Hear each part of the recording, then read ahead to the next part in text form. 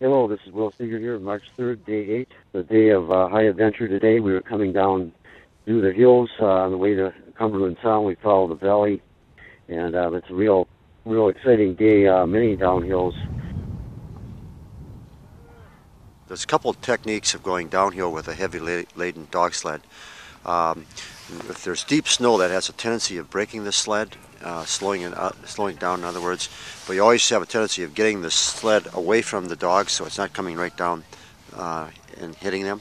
So it's parallel but going at about 3 or 4 feet off to the side, and then the dogs run separately, and if you get real steep areas, then the sled has a tendency of catching up with the dogs.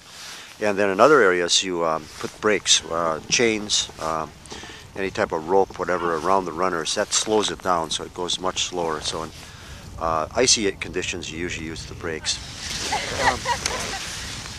Boy, these tires are awesome! Yes, they're really nice. And then we got into a canyon. There's a lot of overflow. Overflow is very typical this time of year. The water is flowing down the mountains. It's flowing on the outside of the streams.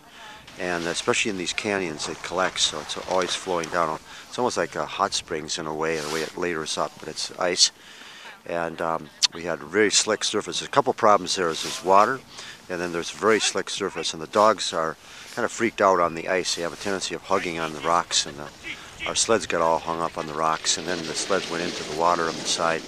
And it was almost like a dam. Once we broke through the snow, the water then poured out. And the 2 or 3 hours we were in that canyon trying to get out of it, the water started flowing. The whole thing was just flowing by the time we got out of there. We all had wet feet. Luckily it was a warm day, about 0 degrees. If it was 40 below, it would have been a different story.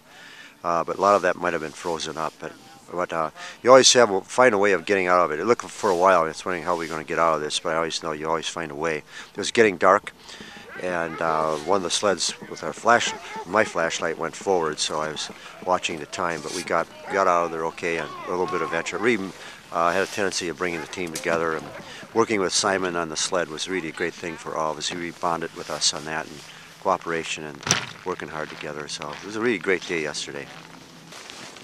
Well, it's over. I don't think I'm going to go back up there again. I don't think so. Not me. No thanks.